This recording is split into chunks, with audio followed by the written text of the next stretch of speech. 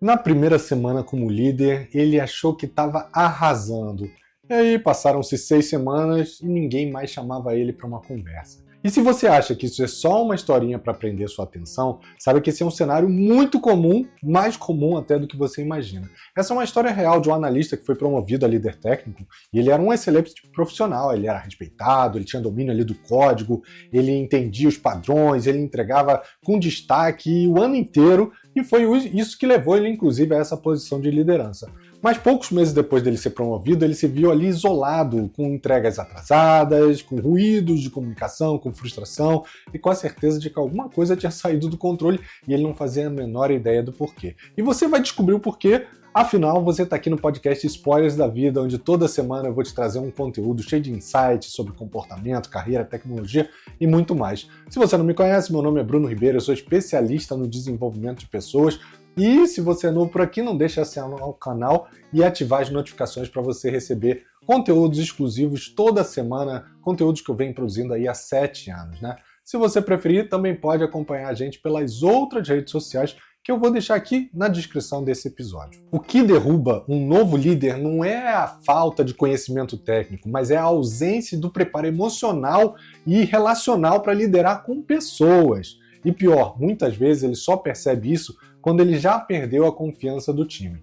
O desafio invisível nesse modelo de transição do técnico para o líder é o que é mais importante. Ser promovido para uma posição de liderança deveria ser motivo de celebração, mas para muitos profissionais de tecnologia, esse momento ele vem ali acompanhado de um momento de angústia, de quase uma armadilha. Eles acreditam que eles vão liderar do mesmo jeito que eles programaram ao longo desses anos, com a lógica, com o controle, só que a gente sabe que não é bem assim, né? Liderar pessoas não é como escrever um código, não existe aquele debug para comportamento para você saber como é que uma pessoa vai reagir a um determinado cenário, né? Não dá para aplicar um patch de correção de um relacionamento depois que você perde a confiança. O funcionamento com o computador não é o mesmo funcionamento com as pessoas. E é aí que mora o perigo. Na maioria das vezes, não existe uma preparação real para essa transição. O mercado de tecnologia ele tem uma fome por lideranças técnicas. Quando alguém se destaca num time, essa pessoa tem ali suas entregas com excelência, demonstra ali algum domínio técnico. A promoção acontece quase que imediatamente, né? Ela é automática, mas ninguém ensina essa pessoa a liderar, a dar feedback, a lidar com conflitos, a equilibrar a demanda escutando o time e escutando o que a diretoria ou a estratégia da empresa está guiando. Na maioria das vezes, ele é jogado nesse mar de liderança com o peso da responsabilidade e sem nenhuma boia ali para dar um suporte a ele, né? E o mais perigoso, ele continua achando que ele está indo bem, porque ele está ali presente, porque ele está ali acompanhando as tarefas do dia a dia, porque ele participa das cerimônias e das reuniões, mas sem perceber ele vai minando ali a motivação do time, ele vai sufocando a autonomia do time, criando um ambiente de tensão, onde os resultados eles começam a ser abalados e eles começam a cair também. E aí aquela pessoa que era bem vista, depois de um tempo, passa a não ser tão bem vista, né? Isso quando ele não desiste do time e resolve todos os problemas sozinho, né? Não é o poder que muda a pessoa, é a falta de preparo emocional para lidar com ele. A liderança, ela não revela só a competência técnica, ela mostra a nossa insegurança, ela mostra as nossas crenças limitantes, ela mostra a nossa relação com o poder. E aqui tem um ponto que ele realmente é muito importante, principalmente para os novos líderes, né? Eles não percebem que eles continuam agindo como técnicos, só que agora eles têm mais autoridade, né? Às vezes nem tanto no papel, mas ali dentro do time eles têm mais autoridade. Imagina que você foi promovido ontem e hoje você chega no time e vê uma tarefa ali mal feita, uma tarefa que você sabe como tem que ser feita, né? Qual vai ser a sua reação? Você vai corrigir, você vai refazer, você vai tomar essa tarefa para você, afinal você sabe fazer melhor, não é? Como eu falei. O seu impulso, e o mais comum é, também vou puxar isso daqui e vou resolver. E isso acaba afastando o time, porque o líder que não delega, que corrige demais, que sufoca a autonomia, ele afasta o time. Isso não só gera uma sobrecarga, como passa uma mensagem muito ruim, uma mensagem destrutiva. Olha, eu não confio em vocês. E em pouco tempo o time vai se fechando, ele deixa de trazer ideias, ele perde a iniciativa. O líder, sem perceber, ele cria ali um ambiente onde todos esperam ordens, nada além de ordens. Então eles estão ali só como executores. O medo de errar e ser desvalorizado é o que mais domina essas atitudes do líder. Muitos novos líderes acreditam que eles precisam se provar o tempo todo, provar que eles são bons, que eles precisam estar ali naquela posição, que eles merecem aquela posição e que eles são bons tecnicamente e que continuam ali sendo úteis nas entregas. Só que o papel da liderança não é mais fazer o que os outros fizeram, não é fazer o que fez ele crescer. Para isso, ele tem que vencer esse medo de parecer menos necessário, menos relevante, porque um bom líder, ele não vai a lugar nenhum sozinho, ele acaba iluminando o caminho dos outros. Outro ponto crítico é o novo líder que ainda se comunica como técnico. Ele fala com aqueles jargões, ele é direto demais, ele ignora o contexto emocional ali do time, ele evita conversas difíceis, ou ao contrário, ele tenta resolver tudo racionalmente de forma excessiva, né? Tudo tem que ter lógica. Ele esquece que liderar é, antes de qualquer coisa, saber se comunicar com clareza, com empatia, escutar as pessoas. E aqui surgem dois perigos, dois grandes perigos, né? A equipe ela se sente desconsiderada porque as decisões são simplesmente comunicadas como se fossem ordens e ninguém gosta, no fundo, ninguém gosta de receber ordem o tempo todo, né? E os conflitos eles crescem ali em silêncio porque ninguém sente abertura para poder falar o que pensa. Além disso, o novo líder, pressionado pelas metas, muitas vezes ele acaba tentando acelerar o time, né? E às vezes no grito, no poder que ele acabou de receber, né? Ele impõe prazos sem escutar o que o time pensa, ele pede retrabalho, mesmo sem ter aquela empatia pelo que aconteceu, ele cobra sem entender o contexto e pior, ele acha que está sendo assertivo, quando nesse cenário ele está sendo só agressivo com o resto do time, né? Isso gera ali um desgaste, gera microestresses no dia a dia, leva o time em alguns momentos ao esgotamento mental e o líder, em vez de se tornar uma referência, ele vira um símbolo de pressão, né? Um símbolo de uma pessoa que está ali quase como um ditador. Mas liderar também é se colocar em uma posição de solidão. Antes, você era parte de um grupo, né? Um grupo que entregava. Agora você está num lugar diferente. Nem sempre é um lugar mais alto, mas certamente é um lugar onde você vai se expor muito mais. As piadas, elas mudam. Os olhares, eles passam a ser diferentes, você nem sempre é chamado para aquela conversa, para aquele almoço, às vezes porque você é o fator que está sendo conversado ali, né? E os desabafos, eles simplesmente desaparecem, né? Porque as pessoas agora vão te ver de uma outra maneira. Muitos novos líderes, eles sentem esse afastamento e eles não sabem como lidar com isso. Eles simplesmente tentam compensar se aproximando de forma artificial, tentando trazer uma amizade onde às vezes nem existe, né? Ou se isolando ainda mais.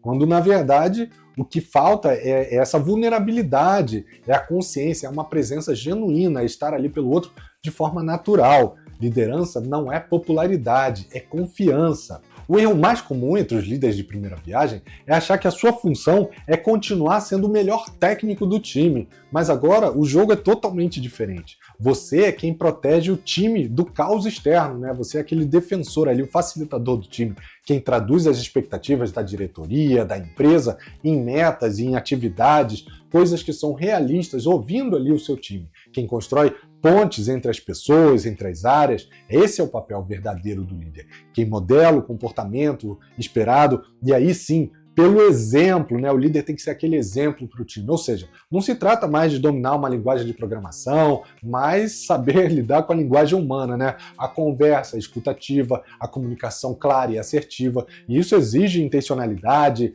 prática, autoconhecimento. Bom, agora a gente já falou sobre esse contexto da nova liderança.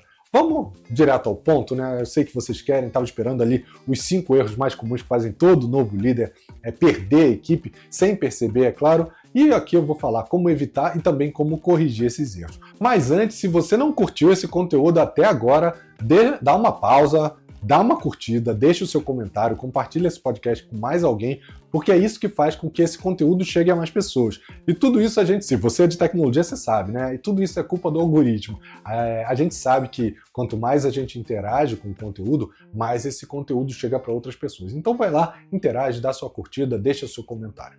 Bom, o primeiro erro é querer ser o solucionador de tudo. E aí tem um sinal de alerta, né? Você ainda é a primeira pessoa a resolver os bugs principais, né? Aqueles mais críticos, aquele que dá um problema lá que todo mundo aciona, o SEV1, né? Você revisa todas as entregas, você centraliza as decisões técnicas do time. E por que isso acaba afastando o time? Essa atitude, ela mina a confiança dos outros e ela impede o crescimento da equipe como um todo, né? Além disso, isso acaba te sobrecarregando e te impede de exercer um papel mais estratégico, um papel da liderança. Até as suas férias você deve perceber que quando você centraliza muitas coisas, isso se torna um problema, né? E o que você pode fazer como uma ação prática para tentar minimizar, mitigar ou diminuir esse problema? Ao invés de resolver, tenta orientar, pergunta, poxa, como é que você resolveria isso? Cria ali um ritual de rotação de liderança técnica, ao invés de você ser sempre aquele ponto focal, né? Bota outras pessoas, desenvolve essas outras pessoas, dá atenção às tentativas e ao aprendizado, mesmo quando eles nem sempre vão sair ali do jeito que era a sua expectativa, né? Mas totalmente sem julgamento ou sem retaliação, né? Isso que é o mais importante. O segundo erro é evitar conversas difíceis. Aqui, você é aquela pessoa que desconversa quando tem um conflito entre o membro do time, ou você posterga feedbacks que são negativos, porque você não sabe como falar isso com a pessoa, você finge que está tudo bem só para não gerar aquele atrito, você evita aquelas pessoas que todo mundo sabe que não estão na mesma sintonia do time. Então, isso acaba afetando o time porque a equipe ela percebe quando tem ali uma tensão que ainda não foi resolvida. E isso gera insegurança, isso alimenta ali as fofoquinhas, né, a insatisfação velada. A rádio corredor, nesse momento, ela corre solta, né? E o que você pode fazer aqui? Primeiro, conversas one-on-one, né? Uma conversa individual com cada membro do time. Aí você tenta fazer aí mensal, mas óbvio, depende do tamanho do seu time, mas sempre fazer essa conversa individual. Usar a técnica do SBI, que é situação, comportamento e impacto, para que você dê o feedback para a pessoa. Essa técnica é muito útil para dar clareza e trazer fatos ao feedback, né? Não ser aquele, eu acho que isso aconteceu. Não, olha, isso aconteceu, eu esperava isso e esse foi o impacto, né? Crie um ambiente seguro, onde errar e falar a verdade não é simplesmente saber que você vai ser punido, né? Senão você está incentivando que o time esconda ali os problemas, é ótimo, os problemas debaixo do tapete, né? O terceiro erro é liderar como se você fosse só um colega. Tem muitos líderes que tentam manter o mesmo nível de informalidade, de proximidade que eles tinham antes, mesmo sendo agora o responsável por decisões muito difíceis que vão acontecer no meio do caminho. E sim, não importa se você tem cargo ou se você não tem cargo, a posição de líder te coloca como responsável. Então pense bem antes de aceitar essa posição, se é o que você está buscando, porque isso afeta o seu time. E por que isso afeta? A falta de clareza desse papel novo, né, ele acaba confundindo a equipe. E isso pode também minar a sua autoridade. Você pode não ser visto como líder, pode ser visto só como um amigo ou um colega que está dando um toque ali, né? Às vezes você vai precisar fazer conversas difíceis. E isso faz parte do jogo, é natural. E eu vou dizer uma coisa que eu penso. Um amigo também faria isso, um amigo também teria conversas difíceis com você. Então, mesmo sendo um amigo, você tem que estar preparado para isso. Então, para você se preparar, você pode reposicionar a sua comunicação com mais firmeza, mas mantendo ali a empatia, se colocando no lugar do outro, escutando o outro, né? Estabelecendo acordos claros de convivência, de desempenho com cada uma das pessoas, né? Se eles não sabem qual é a sua expectativa, como é que eles vão conseguir ajustar os próprios comportamentos e atitudes? É impossível, né? Mantenha a proximidade, mas com responsabilidade e com exemplo. Isso é o mais importante. Esses liderados eles vão seguir o seu exemplo. O quarto erro é ignorar a cultura emocional do time. Sim, o time tem uma cultura emocional. Se você está ali só acompanhando as tarefas, os resultados, mas não percebe como é que o time está se sentindo, você está perdendo essas pessoas. E essa daqui é a mais comum de acontecer. É você achar que só gerenciar é suficiente, que isso é o papel do líder. Não, não é. O líder é um líder de pessoas. E isso afeta porque as pessoas não são robôs. As emoções que não são escutadas, elas vão se transformar ali em frustração, em desmotivação. E, obviamente, o resultado desse time vai acabar caindo, né? E times que são emocionalmente desconectados não só entregam menos, como eles interagem menos, eles comunicam menos também. Então, adicione momentos de check-in emocional no seu dia a dia, nas dailies, nas cerimônias, vê aí em que momento que faz mais sentido. Pergunta, poxa, como é que você está se sentindo hoje? Ou como é que você está se sentindo com essa atividade, com esse projeto? Conversa como se você tivesse ali espaço, converse também sobre questões pessoais, não só coisas de trabalho. Saiba como a pessoa está no dia a dia dela. Às vezes ela está tendo um problema pessoal e você não está considerando e isso está impactando o resultado dela. Valide essas emoções antes de resolver os problemas. E mostre, poxa, eu entendo que isso aqui te frustrou.